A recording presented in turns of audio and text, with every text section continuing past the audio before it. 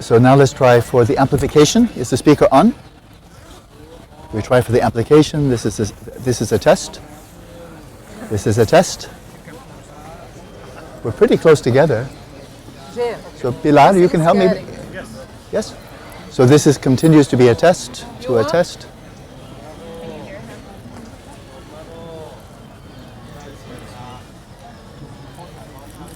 This is a test. Yeah, but it's. Pilar, is it good back there? Can you hear me quite clearly? So isn't it better to have the microphone where people farther away from me, because people here can hear with no amplification? They are going now. They're going right now, but we want to make sure that the people who are furthest from me can hear. So Pilar said not so clear, yes? I can hear very well. You can hear very well. I can hear very well. Okay.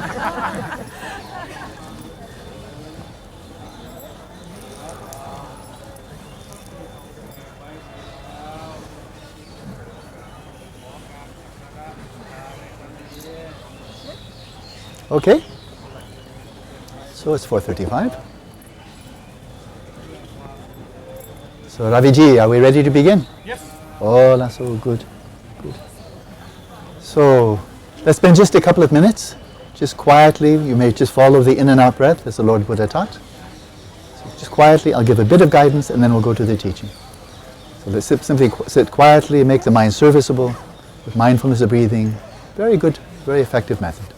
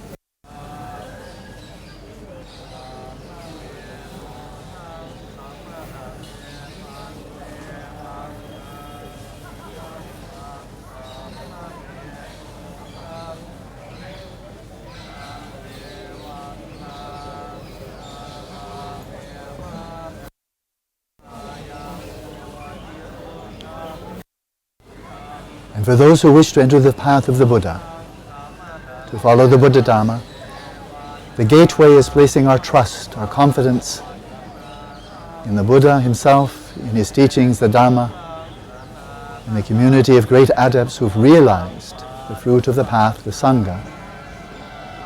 We entrust our very well-being to the three jewels in this lifetime, that we may find the Dharma, find genuine happiness in this lifetime. But this isn't enough. This life may be over at any time. So what can we do to ensure that we can maintain the continuity of practice from this lifetime and on into future lifetimes? For this we entrust ourselves to the Buddha, Dharma and Sangha.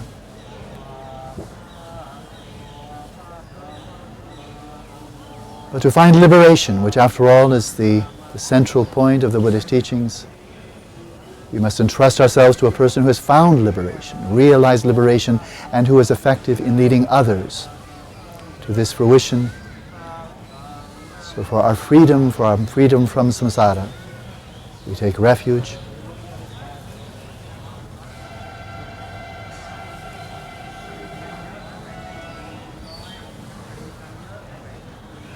And to enter the great vehicle, the Mahayana, to follow the path of all the bodhisattvas of the past, the present and the future, we develop bodhicitta, at the same time taking refuge in the Buddha to lead us to perfect awakening of a Buddha. And who else could possibly do that but one who has achieved perfect awakening, him or herself? So we begin with refuge in bodhicitta.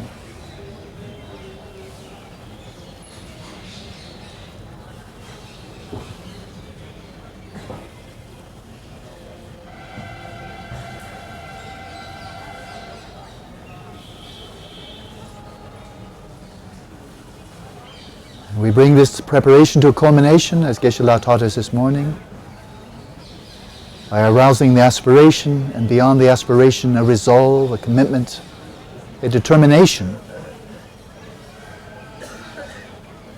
to achieve the perfect awakening of a Buddha for the benefit of all beings, to liberate all beings from suffering and its causes. And with this motivation, we listen to the teachings and we resolve to put them into practice.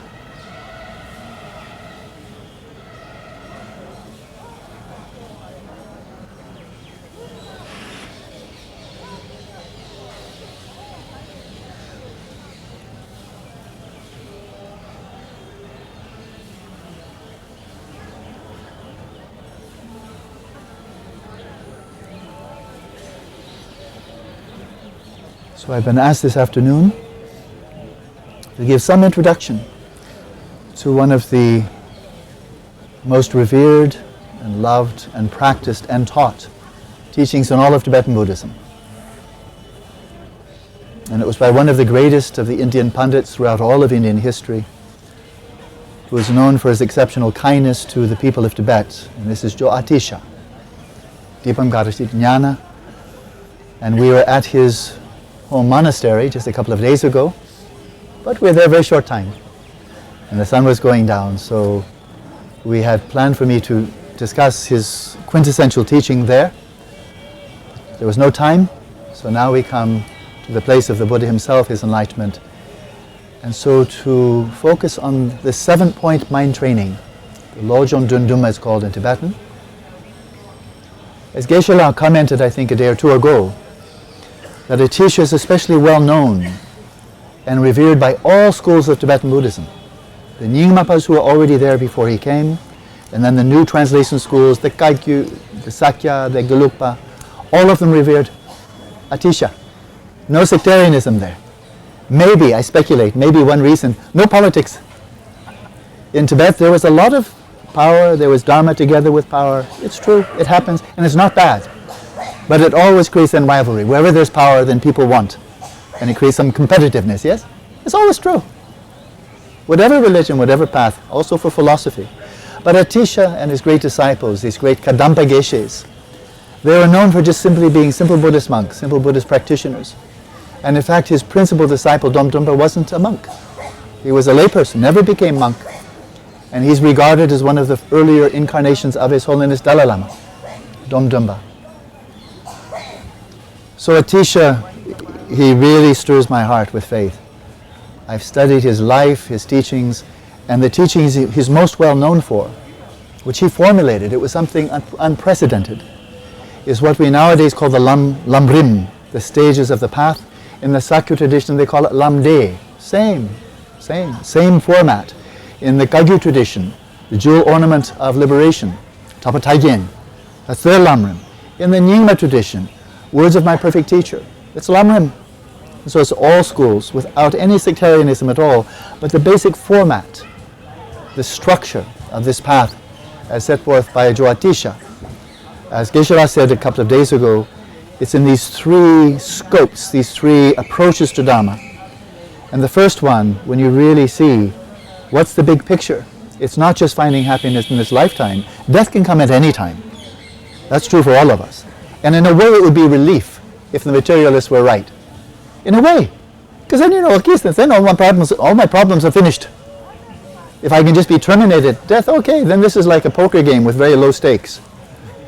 And you can walk away from the game anytime you like. And then you're finished. No problem. So in a way that's quite appealing. I see why so many people like to believe that. Because then all your problems finished, whatever they were, all finished. Unfortunately, it's not true. Whether we like it or not, it's just fact. There's a continuum of consciousness, and that is our continuum. And so what about the future? And so the person of small scope is already anticipating, what can I do now to ensure not just a favorable life, like I can be a deva in the next lifetime. and have a lot of fun. That's rather superficial. But rather, how can I maintain continuity throughout the course of this lifetime, into the next and the next? What can I do now to make sure there's a continuity of practice? And with that motivation, then one may practice. That's good. It's larger vision. It's kind of long-term vision, not just going for short-term gratification. But then if one thinks, yeah, but what's the point of that? What's the point of practicing from lifetime to lifetime? It's not just to have a nice samsara. It's actually to get out of samsara, to be free of klesha and karma, mental afflictions and the actions that are conditioned by mental afflictions. It's really about freedom. That's why Gautama left home. I often like to say Gautama did not leave home so he could practice Dharma. He could have practiced Dharma very well and been a wonderful king. He didn't need to leave his wife, his children, his family behind to practice Dharma. He made that enormous sacrifice to find liberation.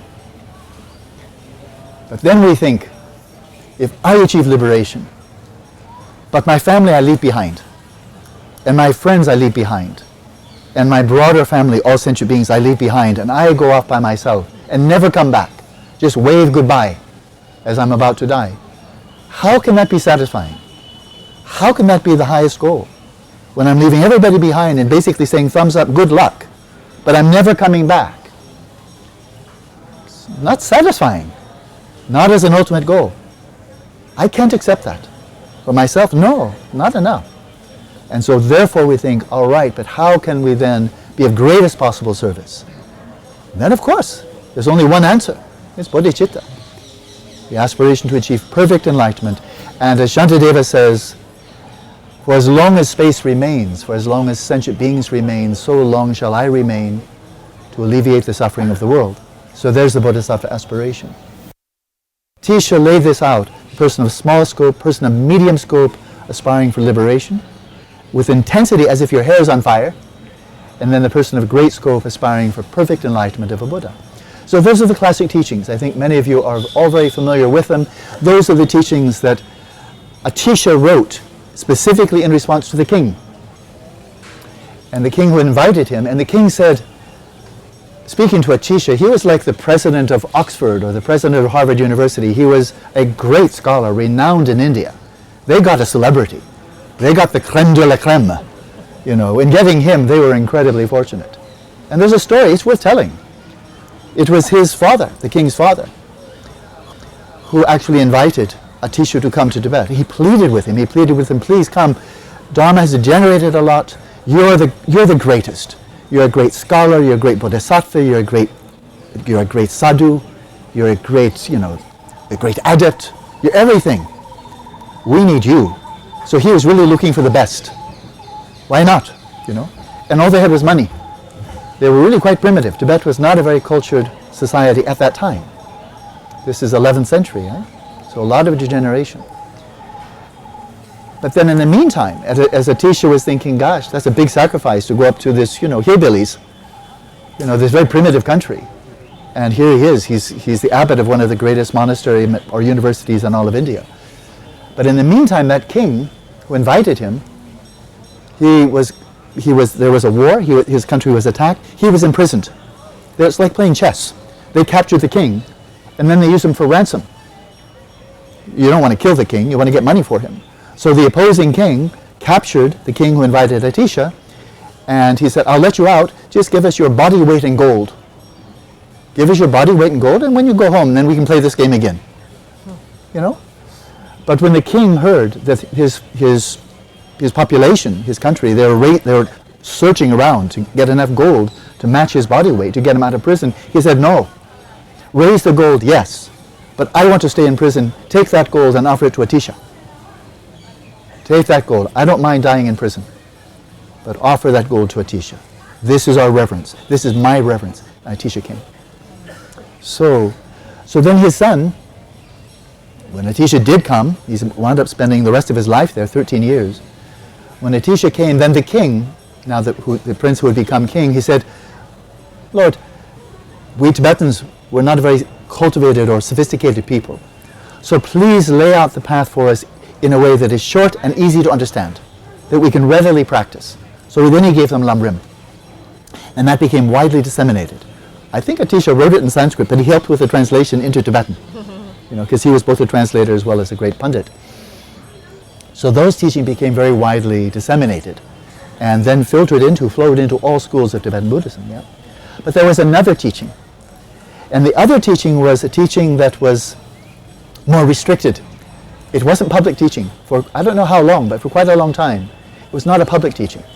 It was for very dedicated practitioners of sharp faculties, great dedication, great faith, great aspiration to achieve enlightenment in this lifetime. And for those he had a special teaching. And that was the 7-point mind training. And it passed on for some time only as an oral teaching. Only as an oral teaching. And eventually it was written down by Geshe Chekawa. And so it was written down, and then a close disciple of his, I think it was a direct disciple, very little known, named Serchu Bua. Serchu Bua then wrote down commentary to the root text, and I have a copy of that. Maybe the earliest commentary. I have a handwritten copy. I never saw it printed or in block print. I never saw it, but I have a handwritten copy. And so then I kind of have some appreciation of what was the earliest commentarial continuum or stream for this text. So this was a text for people of sharp faculties. Not just high intelligence, but for people with very strong dedication, motivation, and really ready to absolutely dedicate themselves to practice with the intention, the aspiration and intention to gain profound realization in this lifetime. So it takes a somewhat different approach. It's a different approach, very complementary. Now eventually, the 7-point mind training also became public teaching, of course, and I received this about 40 years ago. It was about 1974. And by that time, I just want to give a tiny bit to show the continuity. That this commentary, the continuum, is not something I'm making up, but it's a continuum I've received from my teacher. And so I was a monk at that time, no longer a monk, but I was a monk at that time, studying very hard in the Sendya Lapta, or the Buddhist School of Dialectics.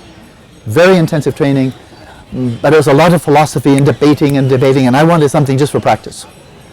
And so by that time I was fluent in Tibetan, I could read, I could speak, and I could pretty much ask any Lama for teaching, and they'd probably give it, because they're so open, so free, so freely giving Dharma. So of all the Lamas that I met, there was one I especially wanted. I asked him, would you please give me 7-point mind training? He was not a monk. His name was Kulmo Bashi. Anybody who knows Dharmasala 40 years ago. He was known, tremendously revered, greatly respected. He was a layperson, he was an aristocrat. He was the chief teacher of Tibetan medicine, Tibetan astronomy, of poetry, of literature. He was a pandit, he was a great scholar. And in Tibet he had been an aristocrat, a gentleman scholar. Right? And then, so the occupation took place. He was an aristocrat, and therefore he and his family, then being aristocrats, they were targets. And so he had to flee. And so he went from being at the top, the highest level of Tibetan society, fleeing with nothing, down to India, where he had nothing then. He was a beggar, and he lived, so here he was, the chief teacher of Tibetan medicine outside of Tibet, the great scholar, and he was living on about $1 a day. That was his salary. And he was living in a little shack, one-room shack. That's where I received teaching from him. And he transformed all of this into Dharma. He went through great adversity. He lost many family members, went through great personal adversity, from the highest level to very low level, and yet no animosity, no resentment, no anger. And when he spoke of the Chinese, he said it was sincerity, which was incredible. Speaking of the Chinese communists, he said, I owe them a debt of gratitude. And he wasn't doing anything except for speaking the truth. He said, because of what occurred in Tibet, this is much deep in my practice. Before that, when I was living in Tibet, it was quite easy. I could take everything for granted. I was an aristocrat, I could study, I had a very nice, comfortable life. But now everything changed, and now I see the value of Dharma. And his dedication, his faith, his commitment to practice was much, much deeper. That's because of what took place in Tibet. And so he transformed everything into Dharma. And when I saw how he did that, I said, okay, I want to receive from him, because he has really learned how to transform adversity into the path. So that's just very short, the lineage. And so this is a text, a couple of years ago, I spent 8 weeks teaching and practicing this text in Phuket, Thailand. And so it's very rich, you can really unpack it, but if you're here we have maybe an hour or so. So I'd like just to give the gist and kind of the flavor of this approach, which is complementary to the classic Lam Rim. And where it starts, so I'll give a little bit of beginning. So it's called the 7-point mind training. This was put together, assembled by Atisha, But again, it's an oral transmission for some generations, and eventually with Geshe Chekawa written down. So he wrote it down, but he's not really the author. He just simply put it into writing. And so the text, it begins, so it has 7 points. I'm not going to go through all of them in detail, but I'll give a bit more detail at the beginning. Okay? And so the first point is the preliminaries. They're called Mundo in Tibetan. Mundo. And the Tibetan reads, Dambo Mundo Dalalap. First of all, train in the preliminaries. Train in the preliminaries. Now I've received many teachings over the last about 45 years now from all schools of Tibetan Buddhism. And all of these great lamas from all of the traditions, they very strongly emphasize the preliminaries. They know that people are wanting to kind of get through the preliminaries to the main practice. So, okay, how quickly can we get through those? Why don't we just skip those? Let's get to the main practice. We're quite eager, a bit impatient, right? But these great lamas of all the traditions, they say no. In fact, the preliminaries are the most important. Don't go through them quickly. This is most important. And so when we see, what is he referring to here when he says, Dambo Mundo Dalalap, first of all, train in the preliminaries. What preliminaries? There are many of them. Well, here we know, because we have the early commentary, we have what they put in there. Because you can put in all kinds of things. And what they put in are called in Tibetan the Lodot Lamji, the 4 ways of reversing the mind, turning the mind right about, like 180 degrees. When you first start, you're going this direction, it's designed to make you go this direction. And so we have a word for that in English, revolution. Revolution, the scientific revolution, going from the notion of the earth being in the center and everything being around us, to turning that all the way around, the sun in the center and we're just going around the sun. That's a revolution, right? Darwin, that was a revolution. Modern physics, quantum mechanics, it's a revolution that you have to think in the opposite way. Instead of absolute space-time, matter, energy, no space-time, matter, energy on the absolute level. So it means a fundamental shift in your perspective on reality. So what are these 4? Each of these 4 is designed to bring about a true revolution, not in the way you think about stars or planets or evolution or elementary particles, but the way you think about your own existence. Your own existence. To radically transform, to revolutionize the way you're viewing yourself, your own existence, your life, and your death. And so I'm going to be very brief here. And what I'd like to do now is speak a bit slowly. Because as I reviewed this morning, when I was teaching, I was really trying to give some framework, some background, and so you would learn, maybe be inspired by the Buddhist teachings of the significance of samadhi for enlightenment. And so it was designed that I was teaching you and you could reflect upon the teachings that I was giving. And then Geshe-la, very shortly after that, then Geshe-la wasn't giving a teaching so much, but taking us directly into practice. So maybe for the first 20 minutes, half an hour, you didn't learn anything new. But here we are in this sacred place, and what better place to practice Dharma. So he's taking us right into the refuge, the bodhicitta, the 4 immeasurables. Maybe no new information, but it was about practice, right? And then later he gave a bit more teaching. What I'd like to do now is to take my approach and Geshe-la's approach and then put them together. So there'll be some teaching here, but what I invite you to do, as you're listening to the teaching, is practice at the same time. Don't just say, oh, that's what Buddhism says, that's what Atisha says, not like that. But if my words strike you as true, then immediately meditate. So not later, but now. So I'll speak a bit slowly, but if right now you can be practicing as we do with Geshe-la, then we're taking full advantage of this really sacred place. So what are these 4 contemplations? Each of which is designed to reverse or turn around an attitude we probably already have. The first attitude, and then you can see, I'm like showing you a shoe, and you see whether the shoe fits. So I'm going to tell you an attitude, and see whether it's ever been your attitude. And that is your attitude about being human being. And so your attitude is, well, my father has a sperm, my mother had an egg, they got together, what else would I be? Of course I'm a human being, what else would I be? They had sex, I'm here. I'm a human being, so big deal, right? So what? I'm a human being, so what? And the job is you're not only human, but you've also encountered teachers and authentic teachings, you've encountered the path, you have the whole Dharma before you, have all of these conducive environment. Yeah, it's good, whatever. It's very easy to take for granted the fact that we are human beings, and not only as human beings, but we have right in the palm of our hand, right accessible, authentic teachers, authentic teaching, conducive environment. We have intelligence, we have faith, we're like a cook who walks into the kitchen and everything you have that you need for a wonderful meal, it's everything there. All you have to do is put it together and cook it. We have all the ingredients, outer and inner, to put it together to achieve enlightenment, even in this lifetime. Certainly to have favorable rebirth, certainly to achieve liberation, but even enlightenment in this lifetime. The teachings are there. So there's nothing missing. All we have to do is put it together. How precious is that? Shantadeva says, this basis of leisure, this life, this body we have now of leisure is more valuable than a wish-fulfilling jewel. So in ancient Buddhist lore, a wish-fulfilling jewel is a jewel, you polish it, you show it reverence, and then you direct your thoughts to it, and it will provide you with any mundane desire you like. Wealth, fame, prestige, anything you like. Poof!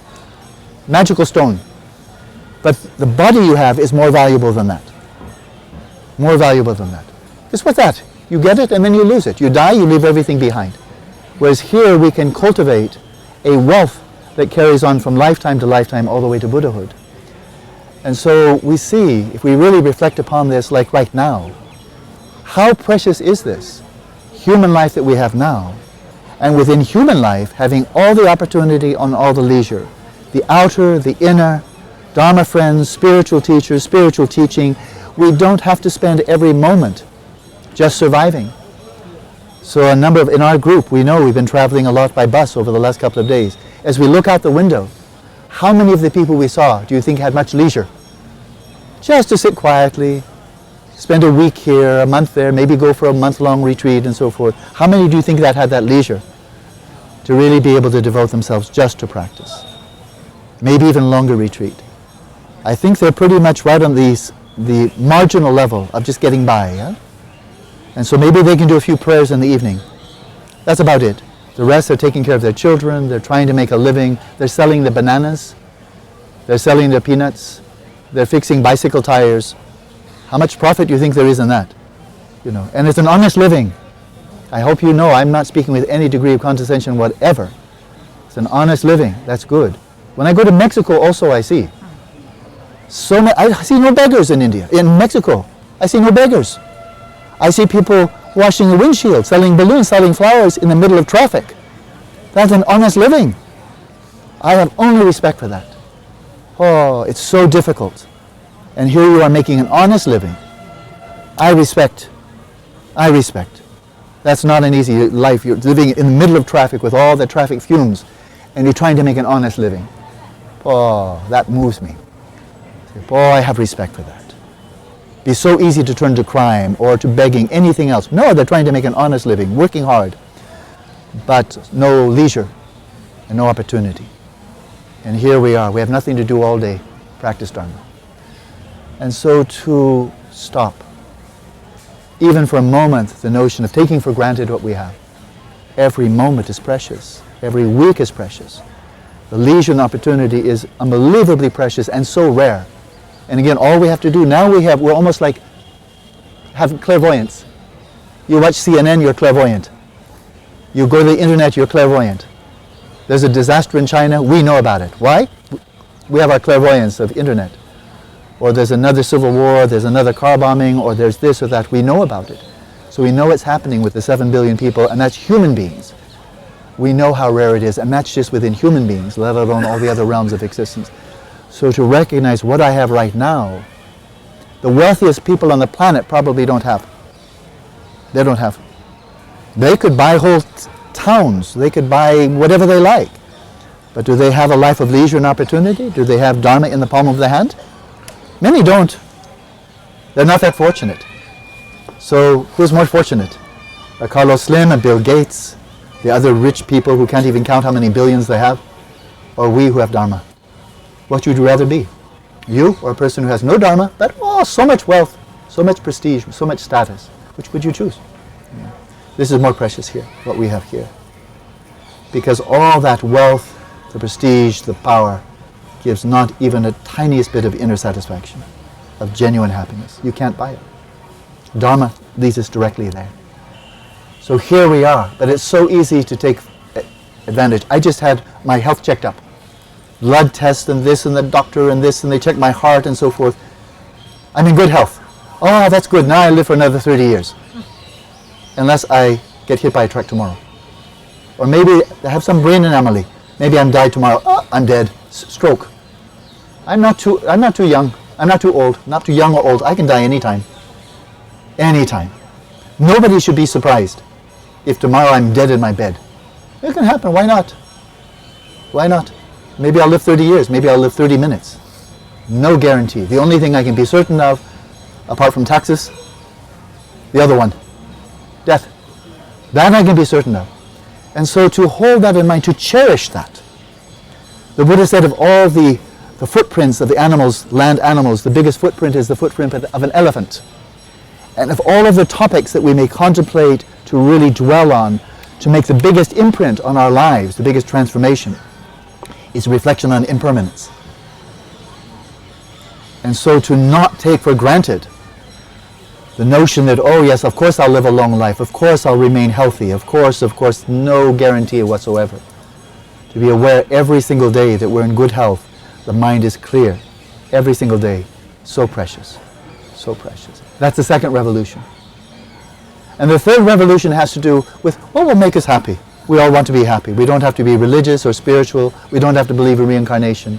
We already want it. But so often as we really strive to find happiness, we're looking outside. And so the question comes, is there such a thing as a source of happiness? Is there such a thing as a source of happiness?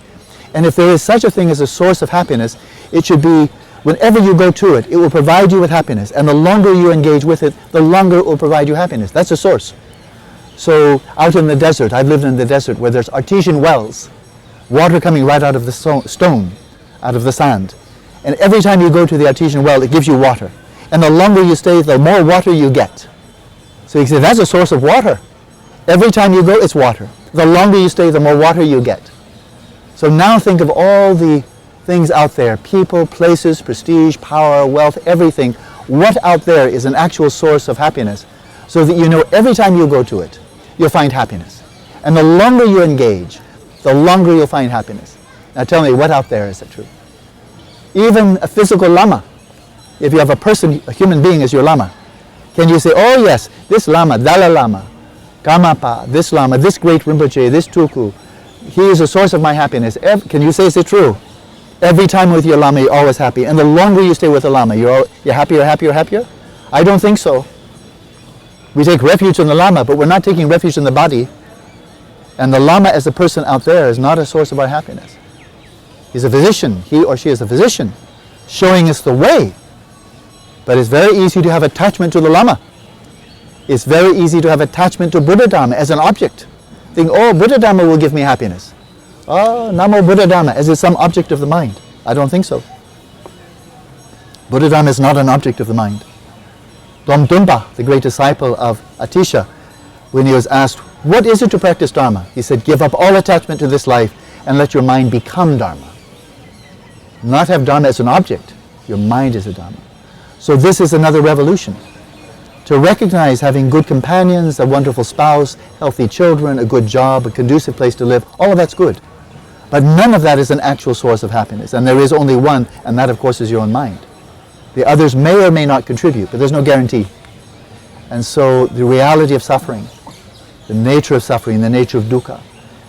And it says in Tibetan, Zakche tamche dungalwa. Every experience we have that is conditioned by, tainted by our own mental afflictions. Zakche tamche dungalwa. Every experience we have, whether it's with a spouse, with children, with friends, in solitude, in society, working or entertaining, any experience we have that is conditioned by mental afflictions, like delusion, craving, hostility, everyone will be unsatisfying. Doesn't matter what it is, it'll be unsatisfying. Not because the object is unsatisfying, not because it's bad, but the way we're experiencing being conditioned by mental affliction guarantees it will be unsatisfying. So therefore seeing, aha, if I want to be free of suffering, there's only one realistic way. I have to transform my mind. There's no other way. There's only one way. Purify your mind. And then finally, among these four thoughts that radically turn the mind, the fourth one is then really reflecting upon karma, actions and their consequences. Actions and their consequences. To really reflect on, to seep the mind in the reality that every action, every deliberate action of body, speech, or mind, as soon as we have an intention, that already is now, we are sowing, we're like farmers, and we're sowing the field. We are creating our destiny, not fate, not God, not Buddha, nothing outside, not atoms or particles or laws of physics. We right now are creating our future by every intentional act we engage in. We are responsible for what we're bringing to the world because it will come back. If we really saturate our minds in these four realities, they turn everything around. And our attitude to our own life, the lives of others, fundamentally shifts. And so this is really all about aspiration. And that is, there's a phrase, let your practice become dharma, let your dharma become the path. And that is the mere fact that we're meditating. Is there any guarantee, by the fact that we're meditating, any guarantee that we're practicing dharma? No guarantee at all. And it doesn't matter whether you're practicing Theravada or Zen or Chan or Mahayana or Vajrayana or Dzogchen. It doesn't matter. There's no guarantee. Whatever you call it, there's no guarantee it's even dharma. What determines whether it's dharma or not? Let's say you're sitting and you're following the sensations of the breath at your nostrils. Is that dharma? It's a big question mark. It's not how well you do it or how single-pointedly you're focusing. Maybe you're doing that so you can be a better sniper. So I can blow people's brains out with much greater, higher accuracy. Maybe that's your motivation. That's not dharma. That's just preparing to kill. So every moment you're following your breath, you're developing negative karma because you're preparing to kill more effectively. Yes. Maybe it's because you want more money. Or nowadays, mindfulness, mindfulness, mindfulness. Very good. Very good. But what's the motivation? Simply to reduce stress? Valium. Taking Valium is not dharma. Practicing mindfulness just to reduce stress, that's not dharma. It's a stress reduction technique. Very good, but it's not dharma. So the Dalai Lama was asked once, I was translating for him, 1989, when someone asked him, what do you think of this modern mindfulness movement? Where they're taking much from Buddhism, but not giving Buddha any credit, and they're using it for stress reduction. And then all the health benefits, and then we see mindfulness in the marketplace, and mindfulness to make more money, mindfulness to have better emotional intelligence, and so forth. What do you think of this, Your Holiness? I was there, I know what he said. And he said, this is very good. He said, the whole point of Buddhism is to alleviate suffering. And if you decontextualize some practices of mindfulness, mindfulness of breathing, maybe yoga, take it out of the whole context of Four Noble Truths, everything, take it all by itself, like flicking with tweezers, pull it out and put it into modernity, and it helps to alleviate suffering, that's good. Because we're not here to convert people, we're here to help alleviate suffering. He said that, it's good. And then he added, but don't mistake that for Buddha Dharma. Don't mistake that for Dharma. Now His Holiness is known for a long time that I'm very keen on shamatha. And in another of these meetings for which I was serving as interpreter, His Holiness startled me, but then I immediately knew what he was saying. He said, shamatha. Shamatha is not Dharma. Shock therapy. Shamatha is not Dharma. But of course he's right. Whether you're focusing on a Buddha image, is that guaranteed? No, it's a visualization technique. Maybe you're watching your thoughts, very nice, but is that Dharma? No guarantee. You're watching your breath, forget about it. You're practicing whatever technique. Yes, you're practicing shamatha. Is that Dharma or not? It's not on how well you're practicing, it's what your motivation is. So this is why, especially in Mahayana Buddhism, in Tibetan Buddhism, this enormous emphasis on motivation. Whether your practice is actually Dharma or not doesn't depend on the technique. It depends on your motivation. This is why we begin with refuge and bodhicitta. And then we have this phrase, and may your Dharma turn into the path. It's very good to practice Dharma. Then it's virtue. Then it's really meaningful.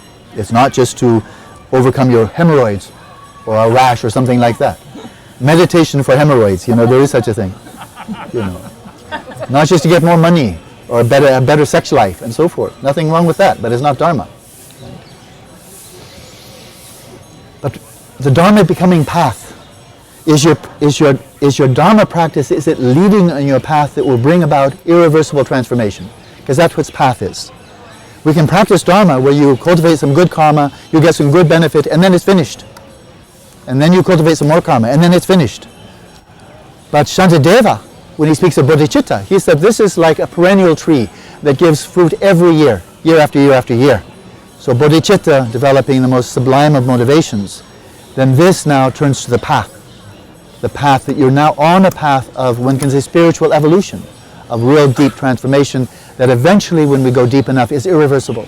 And that's what the path is really about. I find that immeasurably inspiring, that I can not only practice Dharma, but actually my Dharma can lead to the path. And it fundamentally hinges on motivation.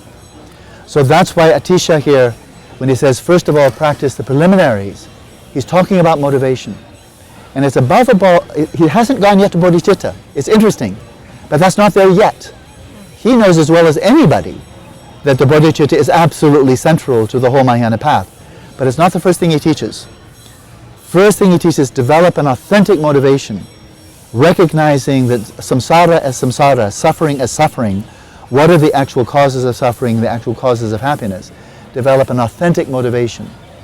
So that's where it begins, right? So if you're a navigator and you're setting out on a long voyage of exploration, the first thing you want to know is, where are my navigation charts and where am I headed? You're not just going out into the ocean, you have some destination in mind, and that's motivation. So that's the first point, and it's only one line. First, do the preliminaries, right? Get an authentic motivation. So in Saranat, I'll speak about cognitive intelligence, and cognitive is all about aspiration and intention, and it's bringing our best wisdom. It's what in the Eightfold Noble Path is called authentic intention, sometimes called right thought. It's not really right thought, it's authentic and it's intention, not just thought. And that's crucial in the Eightfold Noble Path. And so that's the first one. Now obviously I'm not going to spend as much time on the other 6 points, but there it is, it cannot be overemphasized. So a simple practice of just breathing in and out for five minutes, if the motivation is authentic, it's really to get to the root of suffering, to lead a wholesome life of ethics, samadhi, leading to wisdom. 5 minutes of following the breath in and out. That's Dharma, right? That's Dharma. We're going into a 3-year retreat because you want to develop psychic powers. That's not Dharma. That's just trying to get psychic powers. Good luck. You know? And it doesn't matter whether it's Vajrayana, has some great, sublime, very high status practice. If the motivation isn't there, it's not Dharma. Even it's called Vajrayana, it's called Dzogchen or what have you. It's all motivation. Now here's a little secret. Everybody knows that first line. Everybody who knows the 7-point mind training. But I have this handwritten copy of this very ancient text by Sete Bua. And there's a line there that I've seen in his commentary and I've not seen anywhere else. So now you get this secret inside scoop. After the first point, first train in the preliminaries, then there's the second line. I've never seen it in any other of the later redactions or versions of the text.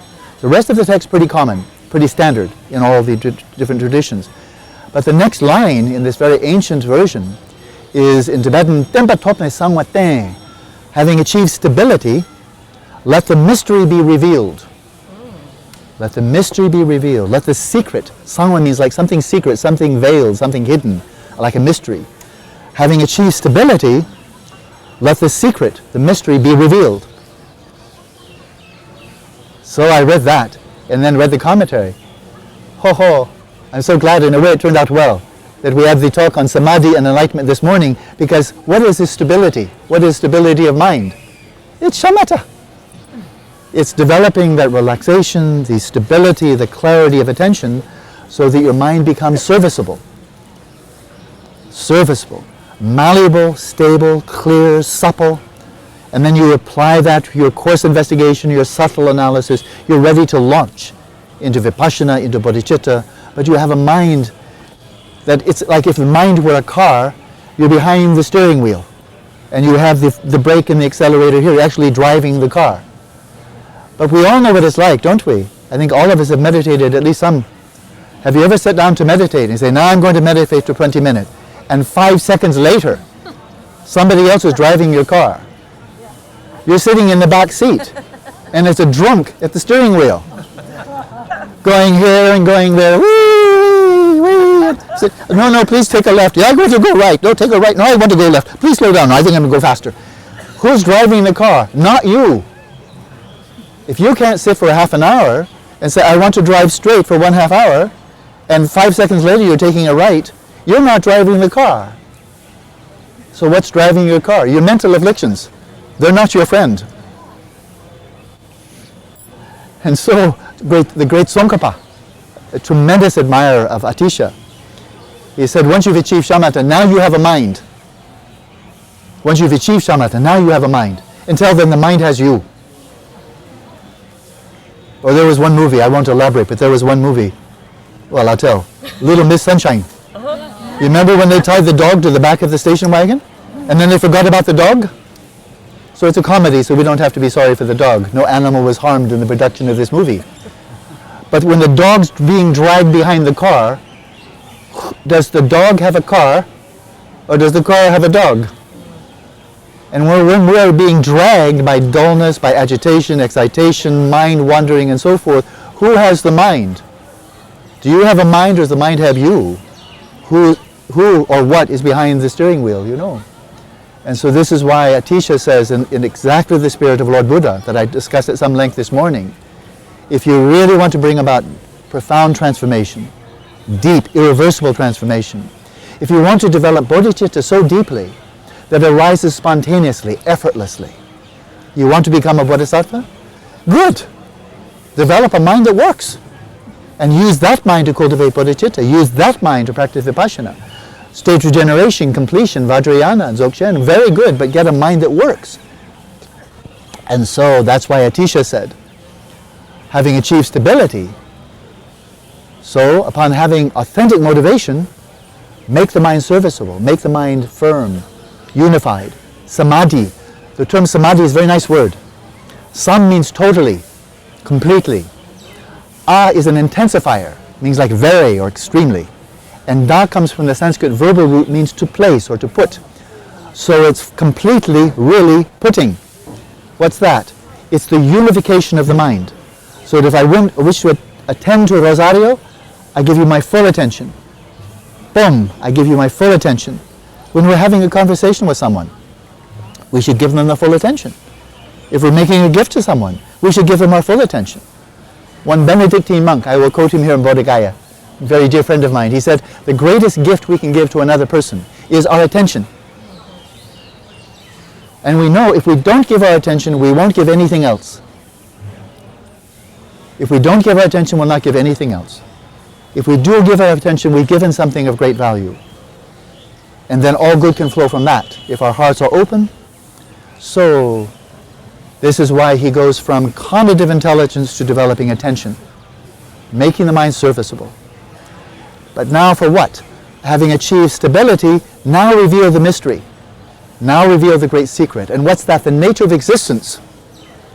The nature of existence. So we know in the Lam Rim, in this strategy, it's a wonderful strategy, but it's not the only strategy. In the Lam Rim, everything step by step. The meditations designed to really disentangle yourself from all the allures of this life, the pleasures, the hedonic pleasures of this life, be attending to future life, very good. But then saying, but the whole of samsara is all saturated by dissatisfaction, and then developing the aspiration for liberation. And then saying, but this is too limited, it's only for myself, I must go larger, and you develop bodhicitta. And then developing bodhicitta, then you say, but now how do I express, how do I engage in the bodhisattva way of life? With that, what Geshe-la was talking about this morning, not only the aspiring bodhicitta, but the engaging bodhicitta. How do we do that? Practice the 6 perfections, step by step, generosity, and then ethics, and then patience, and then enthusiasm, step by step, in sequence. And then after that, after the first 4 perfections, then comes jhana, perfection of meditation, jhana, as in 1st, 2nd, 3rd, 4th jhana. And then the final one. And Shantideva says, all the first 5 perfections, they're for the sake of the 6th one. All of them for the sake of the 6th, and the 6th is the perfection of wisdom. But what immediately precedes the perfection of wisdom, the perfection of meditation. And that's jhana. That's shamatha, right? And so that's the classic procedure, very widely practiced. But interesting, it's not the only one. And so in these early days when this 7-point mind training was passed on only from, oh, I think you're very ripe, I will pass on teaching I don't give publicly, because it would be too hard. It would be like a very steep hill. And if your engine is not strong enough, you just get, and you'll slip. And you say, yeah, but you're not going up the hill. But if you have 4-wheel drive and very good traction, even if it's a very steep hill, then maybe that's a shortcut, a very fast track. And that's what the 7-point mind training is. He goes directly from developing renunciation, from the 4 thoughts, to developing shamatha, making the mind firm, stable, coherent, and goes directly to teachings on emptiness. He goes directly to ultimate bodhicitta. The standard way is relative bodhicitta first, and go through the 6 perfections. You get to the 6th perfection, that's the perfection of wisdom, that's ultimate bodhicitta. That's very good. Not the only way. For those who are ripe, they may go directly there. Now, Geshe-la told me something very interesting. He's an excellent scholar. He's got the whole through Geshe training. So this means he has great erudition, there's no question.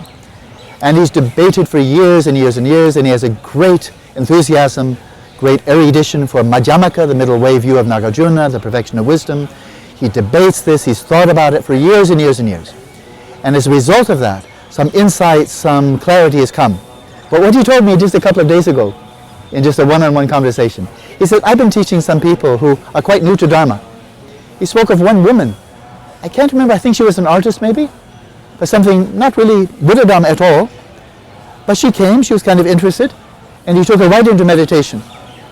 So she's going directly in meditation, but no big teaching, just right into meditation. And then he was asking her and some of his other fairly recent students, asking them deep questions, tough questions, from Madhyamaka, the teachings on emptiness, the teachings on perfection of wisdom. And he said, they really surprised me. They have very little background in Dharma, very little knowledge, very little training and teaching and textual knowledge, but the answers coming spontaneously from the meditation, those are the answers I would have given after years and years and years of training. He said, oh, that's a wake-up call.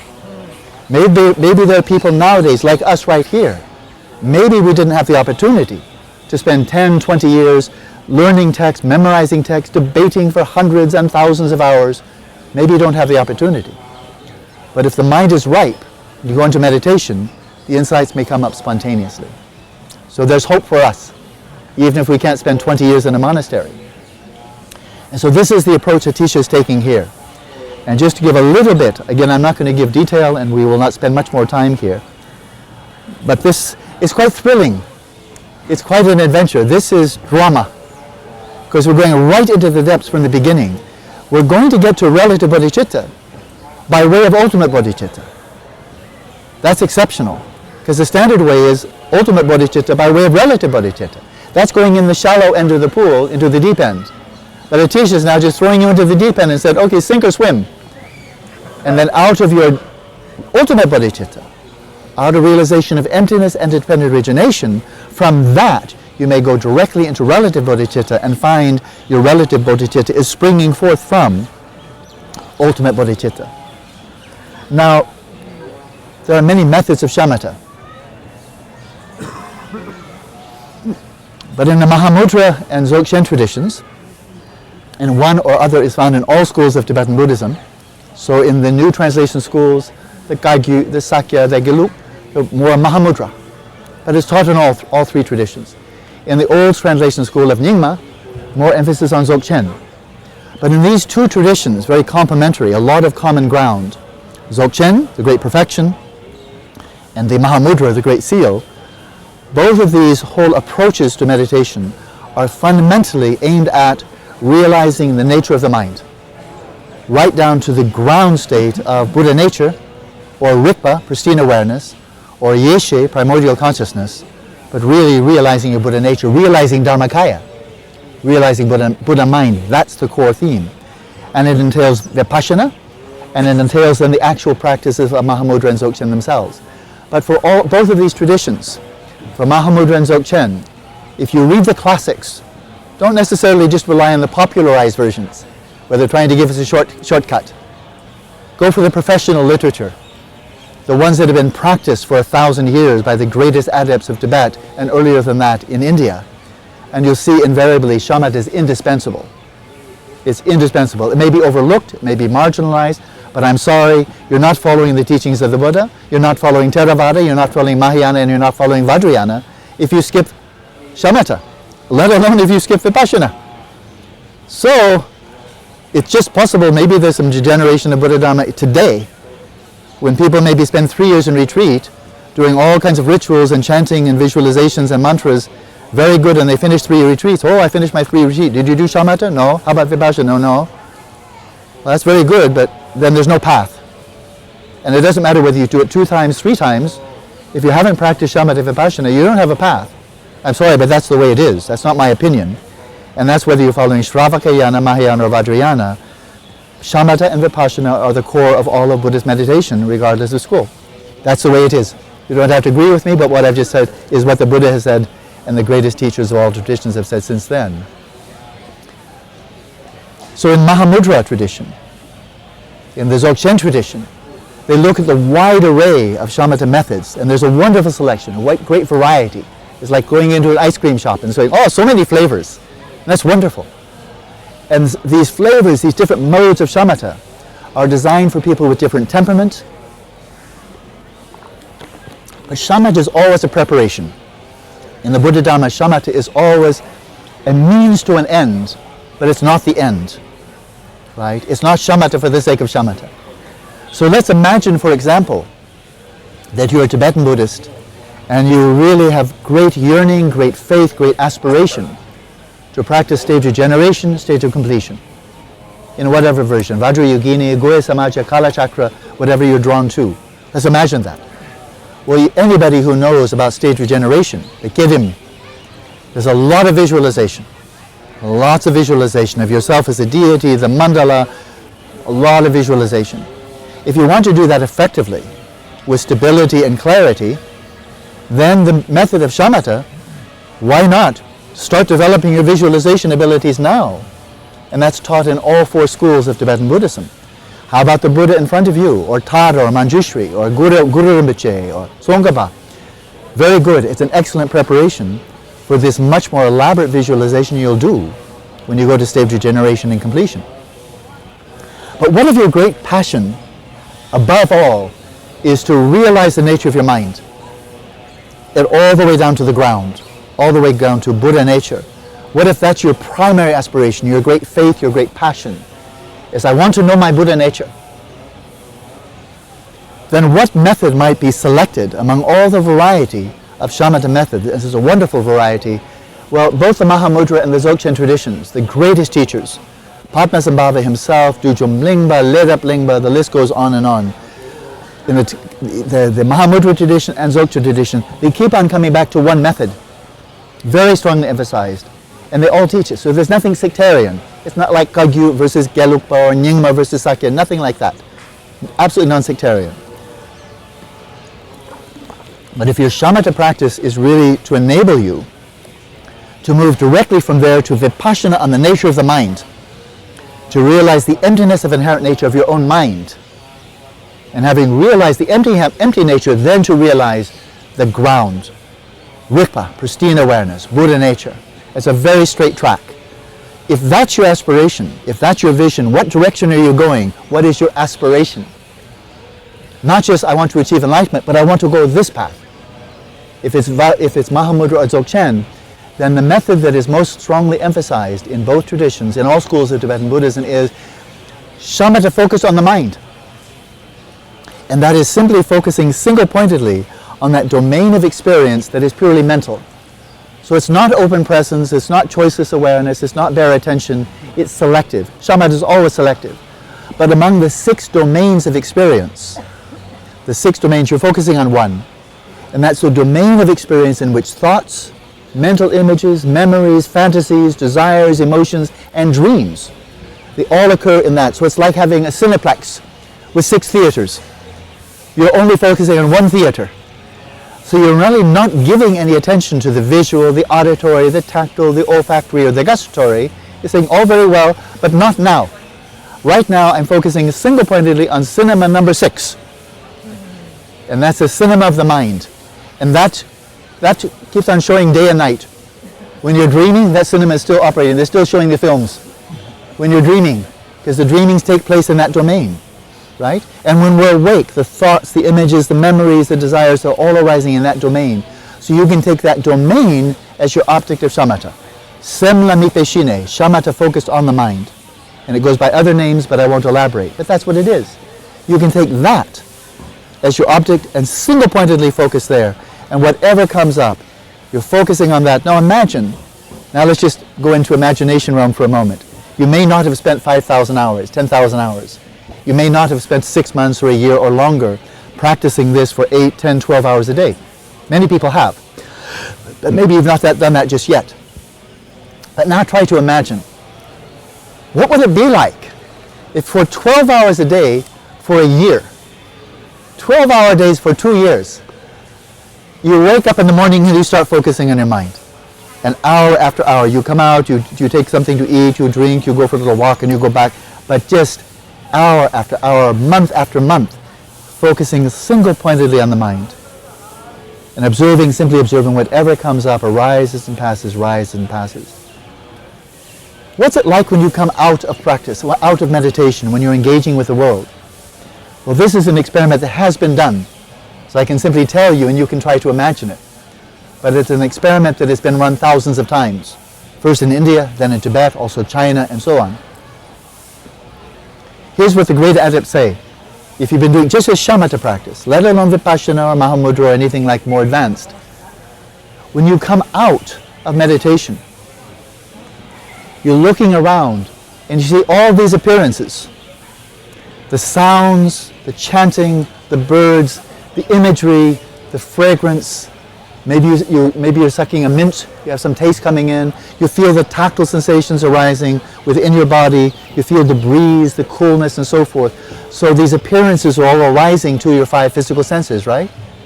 Where are all these appearances? Where are they located? The red that you see, the birds chirping, the sounds that you hear, the smells that you experience, the taste, the tactiles, where are they? Are they out there? Out there in the physical world? Ask a neuroscientist, and they'll say, no, it's not there. Ask a physicist, are the colors out there? Are the sounds out there in the physical world, the objective physical world? They'll say, no, it's not there. It's not out there. It appears to be out there, but it's not out there. Now that was some theory, but if you've just spent, let's say 5,000 hours practicing this 12 hours a day, you come out of meditation, and I'll tell you what it feels like. This is like a dream.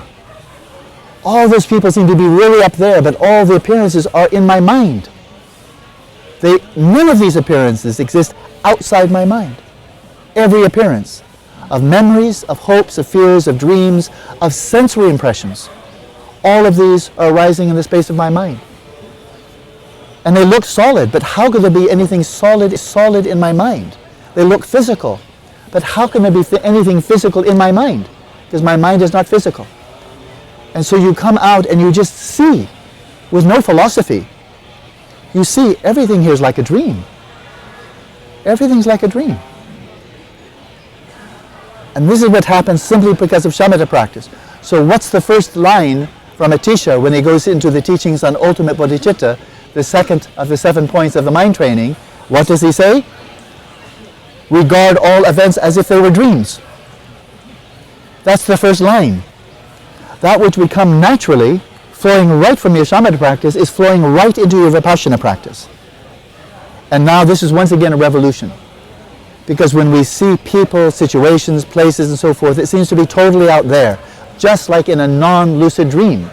Oh, there's a person way over there. Oh, there are people up there. Oh, hear that sound up there, as if they're all out there. It's all illusion.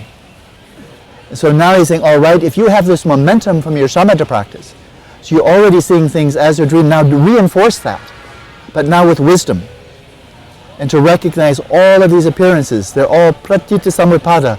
These are all arising relative to my own awareness. But I'm never accessing, never perceiving, never apprehending anything that exists independently of my mind. It's all arising relative to my mind. And so I'm a full participant in all the reality I experience. It's all intertwined with my own mind, and I never see anything outside my mind. So you're already taking a step towards realizing the illusory nature of waking reality. I'm looking where my glasses fell. Here we are. And so he starts there. View all phenomena as if they were dreams, right?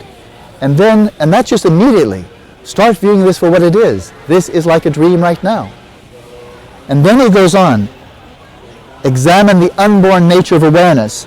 So when you're engaging with reality around you, see everything as your dream, but then you go back into meditation and you sit quietly. And you've already been practicing, let's imagine, this shamatha focus on the mind. And imagine you actually achieve shamatha, focus on the mind, so that your awareness is withdrawn from the sensory world. When you're coming out to the world, you see everything as being like a dream. You say, okay, now time for meditation. Bye. And you go. And your awareness is drawn inwards, right into the domain of the mind, single-pointedly. So imagine having achieved shamatha. And your mind goes into a state disengaged from the environment, disengaged from your body. You've gone purely into the mental realm, but it's empty. And you're simply abiding there in a state of bliss, of luminosity, of non-conceptuality. You're dwelling in shamatha, but now don't be satisfied. That was the final thing I said this morning. Don't be satisfied. Oh, you got bliss, very nice. Don't be satisfied. Now break through. Break through this conditioned mind. This conditioned mind of your continuum that goes on from lifetime to lifetime. Break through. By realizing the emptiness of your mind, break through to the dimension of unborn awareness. And that's Rigpa. That's Buddha nature. Break through to your own Buddha nature. And so there he goes directly from there. And so he continues there, but on a direct route of knowing the nature of reality by knowing the nature of the mind that apprehends reality. Now in the Mahamudra tradition, it's sometimes said, in the pursuit of realizing emptiness, the ultimate nature of reality, the actual nature of reality, that all phenomena are empty of inherent nature. They said there are two approaches. This is from Kama Chakmet, the great Mahamudra and Dzogchen master. Hello? And he says, yes? We have this. Okay, good. And so in this, is this working though? Not really. Is it working? No. Is there amplification? Oh, now we have more competition. We'll continue though. They'll do their prayers, we do our teaching here. Kama Chakmet, who was a great master of Mahamudra and of Dzogchen, he said, as you move into Vipassana, you're moving beyond the mere bliss and so forth of shamatha to really knowing reality as it is and severing the root of samsara. There are two approaches. And one is to investigate the myriad of phenomena, all different types of phenomena, from atoms and life and all kinds of things, and to realize one by one, by studying Nagarjuna, by studying the great treatises of Madhyamaka, to go through all the categories of the Abhidhamma, the different types of phenomena, and one by one realize the emptiness of inherent nature of each one. And in this way then you gain realization of all the emptiness of all phenomena. He said that's one approach. But there's another approach, and that is go directly to the mind and realize for yourself, does your mind exist inherently by its own intrinsic characteristics, or is it empty of its own identity, empty of its own inherent nature? You may go there first. And he says, if you realize the emptiness of your own mind, then quite easily you realize the emptiness of all objects of the mind. They were all like dominoes falling. Realize the emptiness of mind, you'll quickly realize the emptiness of all other phenomena. It's a more direct route. This is the route that Atisha is teaching here. He's going right to the nature of mind. Realize emptiness of mind, realize the nature of unbornness, realize the natural liberation, the natural freedom of this ground state of awareness, Rigpa itself.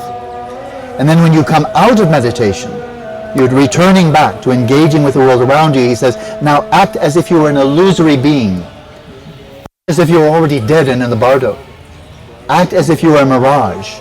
Act as if you were an illusion, and engage with the world from that perspective. So now I'll slowly wrap this up. We have more points, but I wanted to show you what is unique.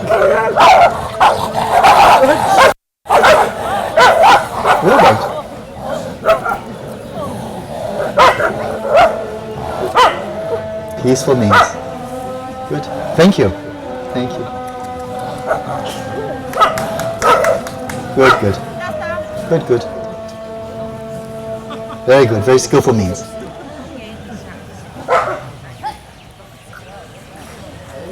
Good. All right.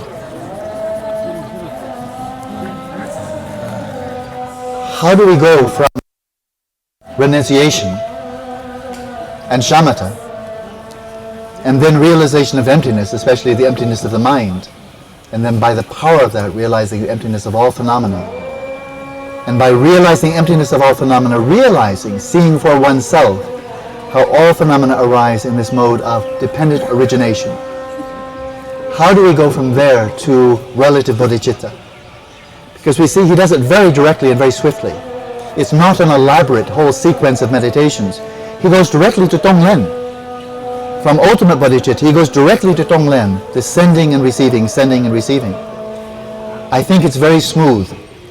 Because if you realize the emptiness of your own inherent nature, of your own identity, the emptiness of inherent nature of your own mind, then you know any distinction between self and other must also be empty, must also be an illusion. And as you attend to another person, you know this person, like myself, must be empty of inherent nature. This person's mind must be empty of inherent nature, which means where is the real barrier, where is the real division between my mind and your mind, between me and you? Where is that division between my side and your side, between subject and object? Where's the division? And you see, it's merely nominal. It's just a word. It's like a border between United States and Canada. Where is it? Well, we all agreed. What is it, the 48th parallel? We agreed, but it's just an agreement. It's nothing more than something we just project. And we agree, okay, that's your side, that's my side. But you look, where's the line? Where's the line? That's just in your imagination. Nowhere else. It's just your imagination we agree upon. Right? So likewise between the United States and Canada, the United States and Mexico, it's just a line that we agree upon or don't, but it's not there. Nobody in his right mind thinks, oh, I just discovered the border between Mexico. I just found it. Look, there it is. There's a little line in the sand. Not there. But as that's true for borders between countries, between hemispheres, where's the northern hemisphere? Where's the southern hemisphere? Likewise between subject and object, between I and thou. It's an imaginary line. And so Shantideva, with this incredible poignancy, as he's grappling with the issue, can I take upon myself the responsibility? Again, Geshe-la was speaking of this morning.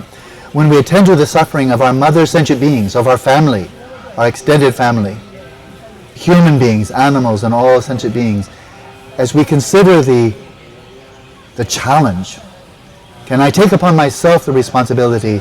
I shall liberate all sentient beings. Take seriously, take to heart, for as long as space remains, for as long as sentient beings remain, so long shall I remain to alleviate the suffering of the world. And Shantideva is grappling with that, because he knows there's an easier way, a shorter way. And that is, I'm going to practice ethics, samadhi, and wisdom. I'm going to get out. I'm going to go to a state of immutable bliss and never suffer ever, ever again. Or I can stay here for 3 countless eons, following the Bodhisattva way of life. Boy, that looks awfully attractive. You know, and he's looking at this, and he raises this question. It's a soliloquy. He's inviting it into his mind in this 8th chapter. This 8th chapter, the chapter on meditation, which is a chapter on cultivating bodhicitta as a method for developing shamatha. And he raises this question. I mean, feel the drama if you can. I mean, it really comes to my heart. He says, do I really need to take on the responsibility of other suffering? And he has some sense of magnitude of that. He has some sense. We're talking about all sentient beings here. Is it necessary for me to take on myself the responsibility of liberating all sentient beings? Because I kind of get it. This is awesome. This staggers the mind. The responsibility here, is that necessary? He's calling to himself. Is it necessary? And then the answer comes back. Yes, it is. And the question, why? Why do I need to take on that responsibility? It's awesome. It's terrifying, maybe. Why? And the answer comes back. Because suffering has no owner. That goes to my heart like a spear. Suffering has no owner. It's not out there. It's not in some other place. If any sentient being is suffering, that suffering is your suffering. We are all existing in fundamental, existential, essential interdependence. So just like a loving father and mother, if they see any of their children suffering, they'll never say, but oh, that's the child's problem. I'm not suffering. I'm so happy. my child's suffering, but that's not my problem. No parent ever thinks that. No loving parent ever thinks that. Or a loving spousal relationship. Oh, I get my wife is really sick, but that's the breaks. People get sick, but I'm having a really good day myself. Nobody thinks that. Not in a healthy marriage or in a friendship. Never happens. Their suffering is your suffering, and Shantideva is now saying, all right, the whole world is your family. And so why must I take on responsibility? Because suffering has no owner. It doesn't belong to someone else. There's no barrier, there's no demarcation between my suffering and your suffering. And therefore, it's the only rational thing to do. That's where the teachings of emptiness come in. If you have that background of an authentic motivation of renunciation, you have your shamatha, you have your vipassana. If you've seen that, then you see because of pratitya samutpada, because of dependent origination, the very notion of now I'm going to leave all of you behind and I'm going to head off for my own liberation. They said, what, are you crazy? What part didn't you understand? If you really understand, you don't even have any independent existence of your own. What are you thinking about achieving liberation independently when you don't even exist independently? And therefore the only sensible thing to do is to develop great compassion, mahakaruna. Develop bodhicitta. It's the only sensible thing. It's the only option. Only option. So later on when we go to Saranat, we'll talk a little bit about free will. In Buddhism we speak of rawa mepe nyingje, compassion that is helpless. Helpless compassion. Compassion with no freedom. And that is if a mother sees her child suffering, she doesn't choose, well, shall I feel empathy today or not? Shall I want to rescue my child from suffering or not? Let's see, let's make a decision. She has no choice. The loving mother has no choice. Because the connection is too strong. My child's suffering is my suffering. If I'm suffering, of course I want to alleviate it. It's not a matter of choice. Of course, I take care of it. And likewise my children. And likewise my whole family. And so I love this. That as we enter into the Bodhisattva way of life, and the further we proceed on that Bodhisattva path, the less and less freedom we have. The greater and greater freedom we have to make wise choices that are conducive to our own and others' well-being. Greater freedom. The more our minds are dominated by mental afflictions, whether we're rich or poor, powerful or weak, prestigious or having no prestige at all, the more the mind is dominated by mental affliction, we have very little freedom to make wise choices. Because our mental afflictions will make the choices for us, like somebody else driving your car.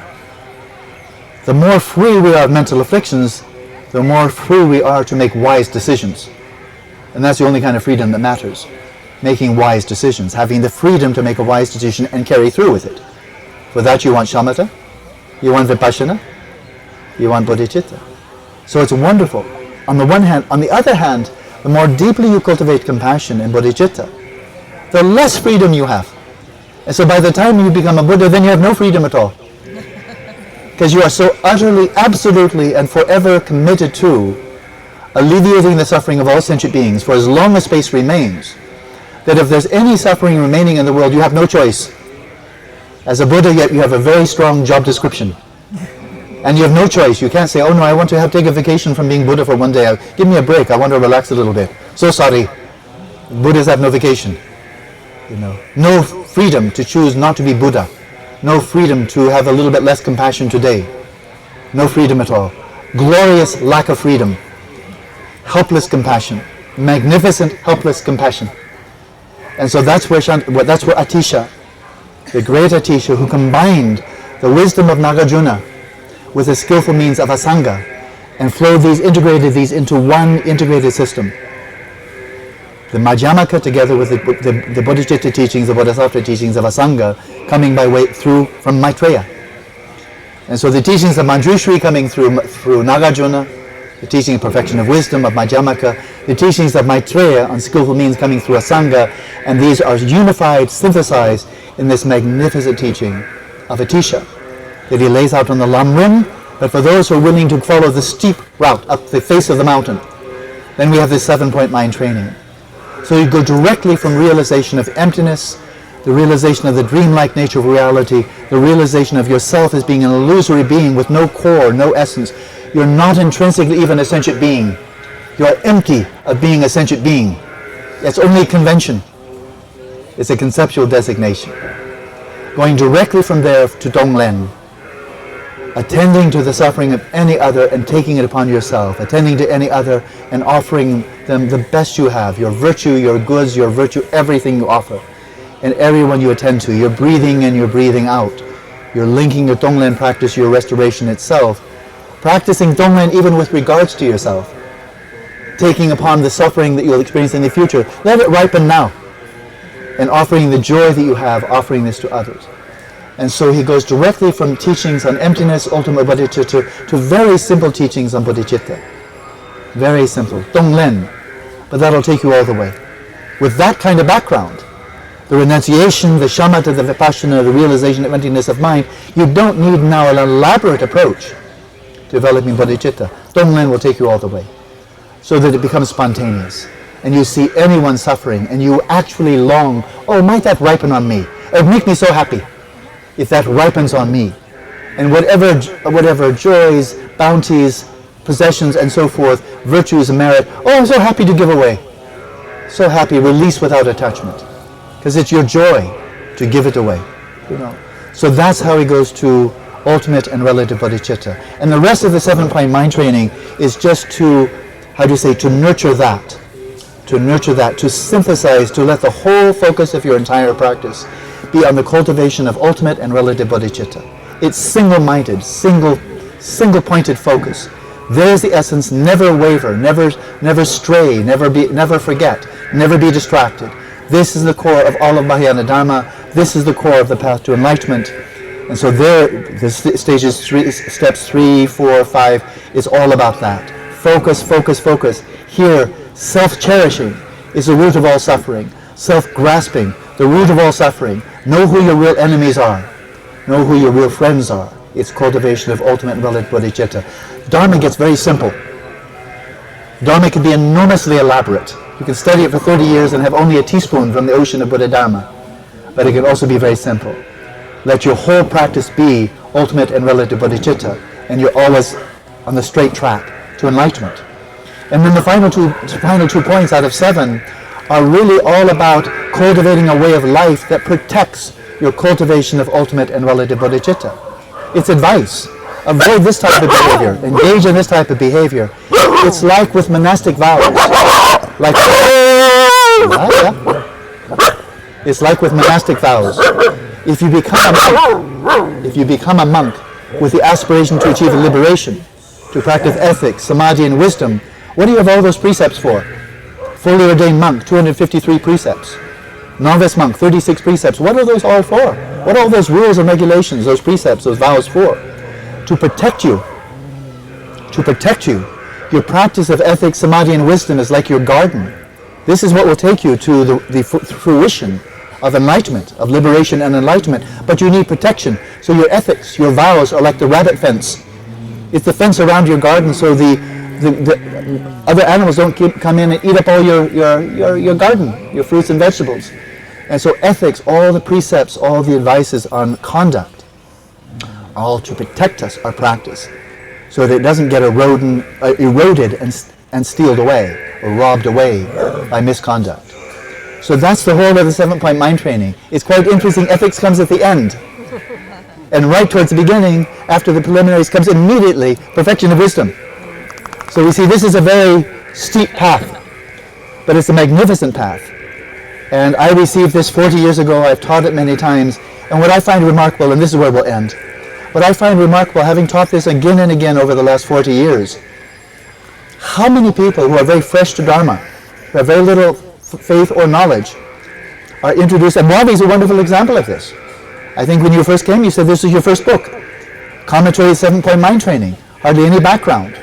But there are people in this world right now, in this contemporary world, with little or no understanding of Buddha Dharma, and I've seen this again and again, they're introduced to the 7-point mind training, and it just speaks right to the heart. Whatever their worldview, their beliefs, their occupation, they're wealthy, they're poor, they're powerful, they're weak, whatever they are, it goes right to the heart. And that becomes your home. And then you receive more teaching. And what I found is, like, I've been to, especially in train stations in India, sometimes you get one of those plates that has little compartments. Here's a compartment for dal, here's a compartment for the sabji, here's for the rice. but everything has its place, right? And so this 7-point mind training, it's like a plate with 7 categories. And what I have found, I'm not a great scholar, but I've received many teachings, is that whatever the teaching is, whether it's Vajrayana, whether it's Theravada, it's Pali Canon, it's Mahayana, stage of generation, whatever it is, I found the 7-point mind training is a tray. When there's always a place for it already, you find it, a place to put it in any of the 7 points. So it's a context, a holder, I would suggest. Now you see whether it's true.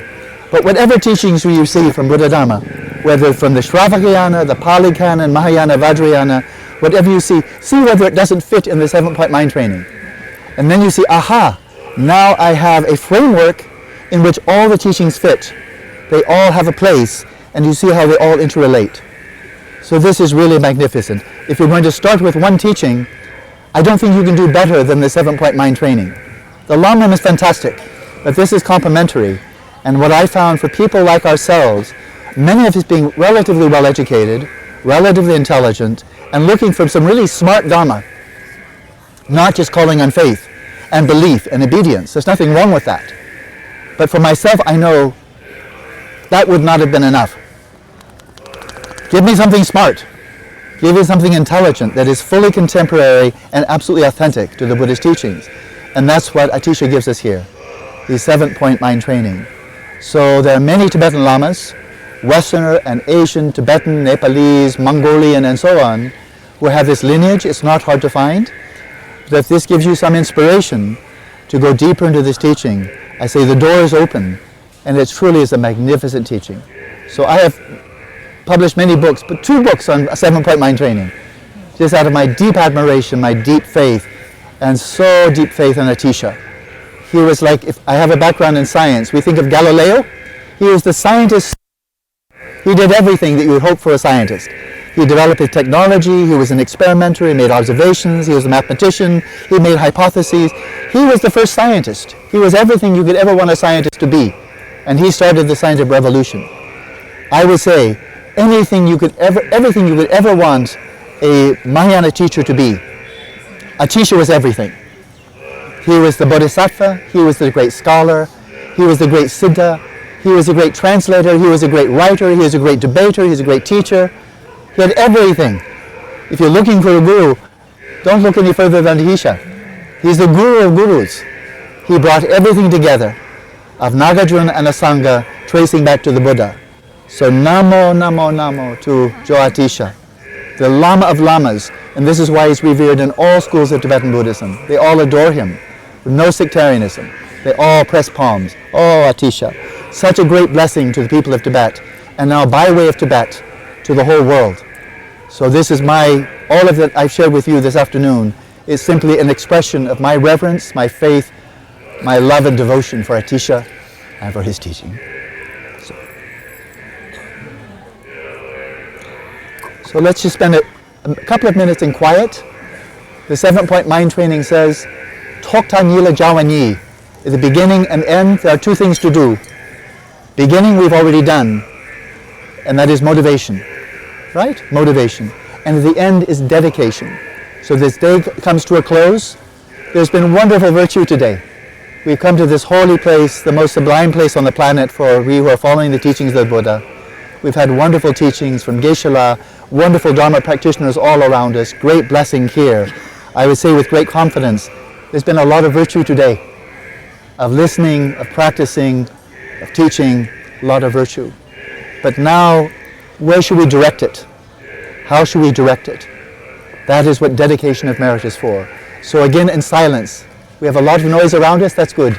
But in our own minds, now I invite you individually, dedicate whatever merit, virtue, goodness there is from today's practice, of your own practice, to the realization of your most meaningful aspirations for yourself, for the world, for the short term and the long term. So let's spend just a couple of minutes in quiet.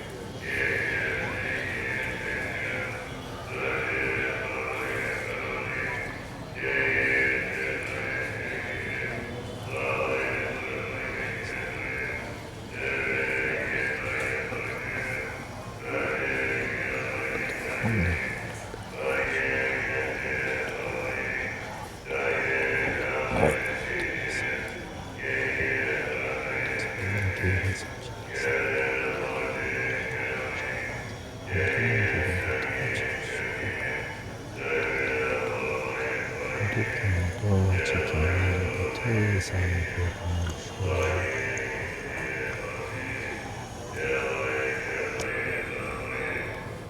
And I'll conclude with one quintessential dedication, and that is Gewadi Nyuduta.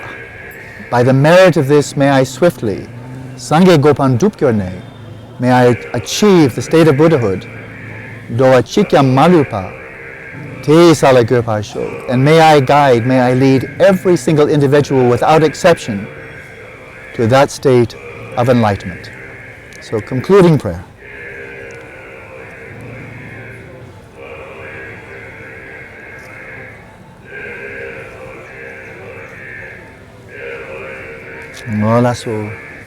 So thank you for the opportunity to share Dharma. It's the greatest gift to give and the greatest gift to receive. So thank you all.